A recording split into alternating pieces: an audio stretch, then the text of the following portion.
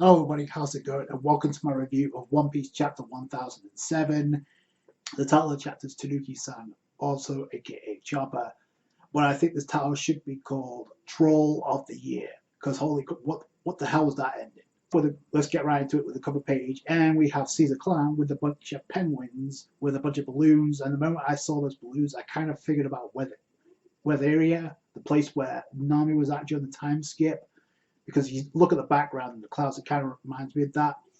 We're all kind of a heads up, oh, there's some fights going on with the Toby Road with the Straw Hats, and I'm kind of curious what Nami's going to do, like when she's going to get the power up, because if it's going to involve Zeus, or more importantly, if it's going to involve Nami on her own getting the power, which is what I pretty much want for all the Straw Hats as well. The fact that Caesar Clown was in the cover page was huge foreshadowing as to what was going to go down in this chapter. It was a request, but still, like it was too convenient. He's chilling out with a bunch of penguins, blowing up the balloons. The fruit bowl has exchange on it, so that's pretty cool. So it kind of makes me wonder what Caesar Clown's doing right now, because we haven't seen him since Whole Cake Island. And because of the involvement of Vegapunk in this chapter, I kind of feel like we have to get Caesar Clown at some point. His reaction to what's going on in Wano. We start off the chapter, speaking of trolls, we actually start off the chapter with Yatape, who's trying to take a swing at Hyogoro to try and put a stop to him before he fully turns into an ice demon. We know what was going to happen, but still, the suspense was building. You have the other members of the Yakuza that's like, oh, Boss Yatape, he's like a father to us, so get it over with. Yakuza that's also getting infected, so they need to be taken care of before they go insane. You have Queen, who's like pleasures that are laughing. You're only good for a laugh because you lost that gamble of losing the antibody. And the waiters, no matter how long you wait, that there aren't any smiles coming your way, which I feel that line alone was foreshadowed, especially when you see like it was kind of highlighted a lot more than the rest of the text. Yeah, I just thought that was interesting. You have like the waiters are like looking pissed at Queen, like, wait, what the hell? We knew this was going to happen, but this is the start of the turn of some of the rebellion within Kaido's Beast Pirates, like switching sides. We expect that Scratch Manapoo's also going to switch sides because his life was being threatened by Queen. So yeah, this is the start, and Chopper was the catalyst for that, because and Queen's like, oh, you're easy to replace, you grunt. So I kind of find it ironic that Marco wasn't trying to fight him anywhere, but maybe he's dealing with King right now, because King wasn't in this chapter either. But we saw Marco. Yeah, some of the ice demons are attacking some of the beast pirates. I gave you the chance, but you failed miserably. So here you can just die as an ice demons. That's the only way. And you have some of the members like, once this is over, I'm leaving this crew. I'm out of here. Even some of the members of the Yakuza, the samurais, like, oh, they may be the enemy, but the way the superiors are treating them is pretty disgusting. Which, no duh. So that's what you expect from a calamity under Kaido. And they're like, he's putting down the samurais, like, you're just a bad, you're putting your hopes up on a pirate. He's not, he's going to probably take that antibody for himself and dip, which he was completely wrong about. But he did take the antibody, but he came as soon as he realized he could cure everyone. And then we go back to the stalemate of Yatape actually looking to behead Hyogoro. And before he has the chance to connect, in comes Chopper to block it, which, shout out to Chopper for that. He blocked it with his helmet. It's like, I made it in time, what a relief. Yes, he managed to get the antibody to Hyogoro, so it cures him. Miyagi and Tristan get the cannon ready and get ready to spread the antibody to everybody else. So I like the creative idea of using the cannon to like try and treat everybody at the same time. The cannon's complete, it's like fire. I like how the smoke cloud from the cannon actually resembles a face of Chopper, so I thought that was pretty funny. The big point here is, though, most of the rebels, and more importantly, the members of the Yakuza, plus Hyogoro, are pretty much cured at this point, conveniently, and we kind of expected it to be this way. But then, here's the coolest part of the chapter for Chopper, in my opinion. For Chopper, this is the biggest moment for Chopper in the arc by far, because he actually stands his ground against Queen, and it's like, you shouldn't use those viruses as a weapon. You're bound to lose control of them eventually. Queen's like, I don't have to take this from you. He fires a mouth blast, But then the pleasures actually get in the way of the blast, protecting Chopper. So I thought that was pretty cool. And it's like, oh, we're done with this. You almost killed our brothers. Tanuki-san saved them. We'd rather die protecting our savior. So just like how Usopp was christened God Usopp in Dressrosa because of undoing Sugar's ability and bringing everybody back to normal, that was turned into toys back to normal. Now we have Chopper, who's been idolized by pleasures under Kaido. I kind of like the dynamic there, but it leads to members of the Beast Pirates switching sides. They actually took the blast for Chopper, which was pretty cool, and some of them stood up. So Chopper Marco's like, good going, give it your best shot. Thanks, Marco, but let's get one thing straight. I'm not a Tanuki. He goes into Monster Point and just slaps the hell. Kind of reminds me of what Robin did to Black Maria 2 chapters ago. Just slaps the hell out of Queen. I did not expect that, and the expression of everybody, including Marco, was like priceless. Like, okay, we're sorry. We'll never call you Tanuki again. So yeah, that was the comedic part of the chapter. And like I said, probably the best moment for Chopper thus far. I didn't expect him to get an attack on Queen, but when you consider the fact that Queen's been going up against Marco for like how many chapters it is, it kind of makes sense. We go to, after this, we actually cut to a pretty awesome scene with Momonosuke, Shinobu, and Yamato, even though it was short-lived, because it's kind of a moment of realization for Momonosuke, because he's still buried under Yamato's clothes, but he's disgusted with himself because everybody expects so much from him, but he sees himself as a coward, a spoiled brat who can't do anything to live up to anybody's expectations. But then he out of nowhere just transforms into his dragon form, which he didn't do it out of fear, he did it out of will, which we knew this moment was coming.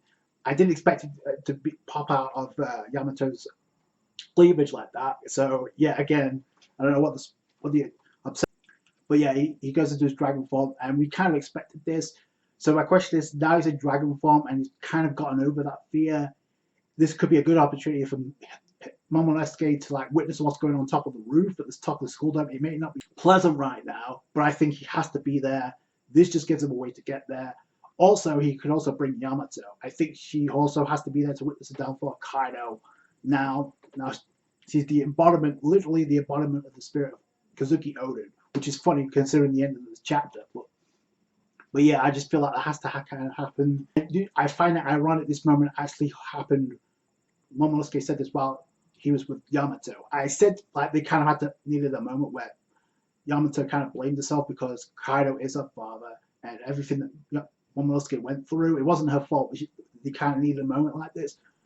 They also needed a moment like this where Yamato had to be there. I think this kind of solidifies Yamato was probably an ally to join the Straw Hats. We'll see where that goes. But yeah, I just feel like it's the next step in that happening. From Momo and Yamato and Shinobu headed their way up, we kind of get a pretty cool, the most important, in my opinion, the best part of the entire chapter, which is very short, but it's very informative. Like, we actually go to the room of the castle where we see Cyberpole, and they're discussing about what happened with a pretty big reveal with what happened with Kaido when he's captured by the Navy. We found out that Vegapunk used a lineage to try and synchronize a devil fruit, the same thing that Caesar Clown did at Punk Hazard. The only difference is that fruit was left on Punk Hazard. He wanted to seize the fruit, but it was ruled a failure. From Cypher Parties, how is that relevant? Because there was a massive explosion on Punk Hazard. It would be convenient if it was destroyed, but as they got the report from G5, Smoker's group, obviously the research facility was still in operation, which means the explosion had to have come obviously from Akainu, was clashed with Aokiji.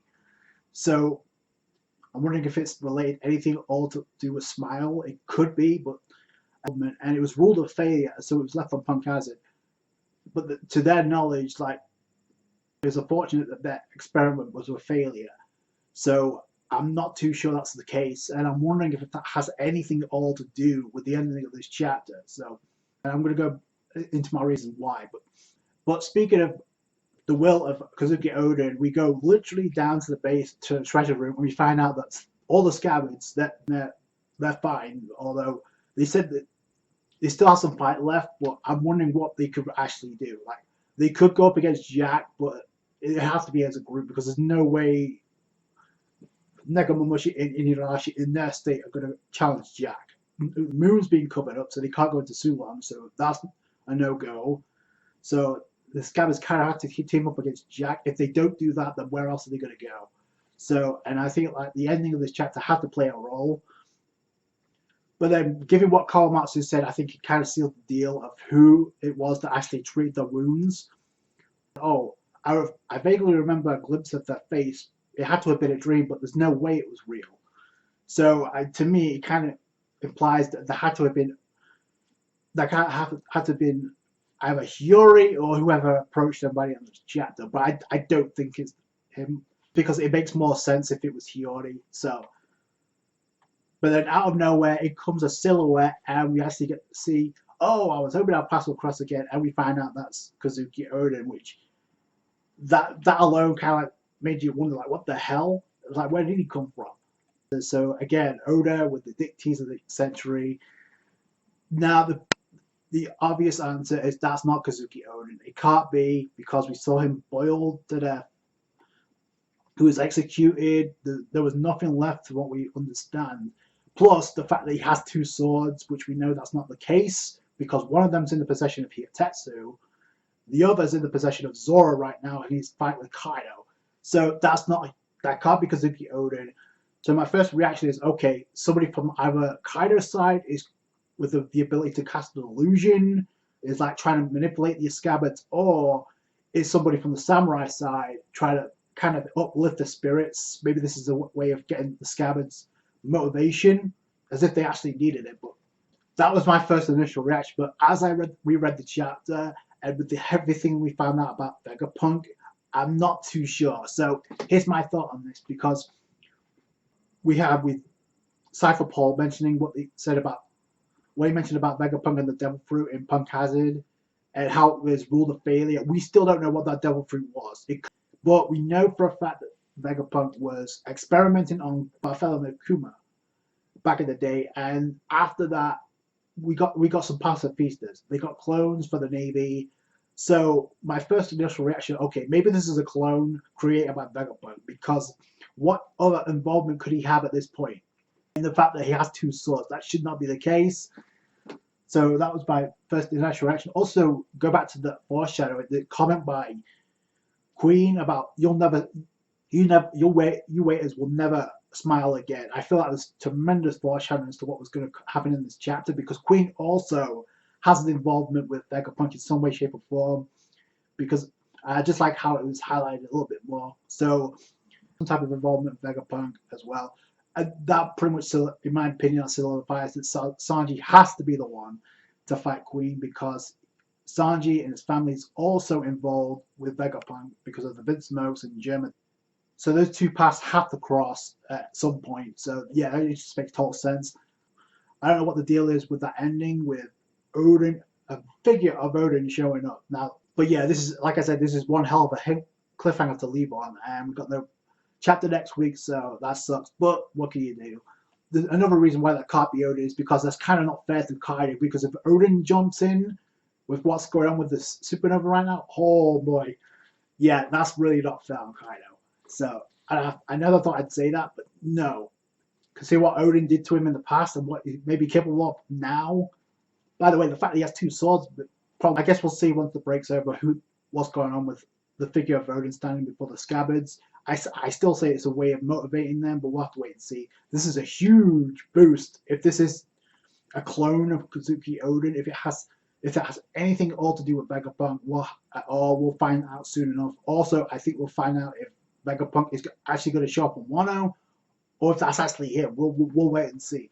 There's no way it's going to be real. I don't think Oda would do something like that. I know he pulled a fast one with Pound surviving Oven back in Whole Cake Island, but the difference there is it was off screen and we kind of implied that he got beheaded. We didn't really know for sure. The difference here was we saw Odin burned to death and boiled to death. No way that was Odin, because it would just devalue that moment. So I don't think that's another reason why I don't think it's Odin. So we'll just have to wait and see what the deal is with that. But yeah, I thought it was a okay chapter with a crazy cliffhanger. I did not expect that. I don't think anybody expected that figure Vernon to show up by any of the chapters. So I guess we'll just have to wait and see what the deal is with that. Let me know what you guys think down below in the comments. That's going to do it for today, guys. Thank you so much for watching. Like the review if you did, hit my thumbs up. Appreciate that. Subscribe channel for more One Piece. Catch you guys later. Thanks, guys. Bye.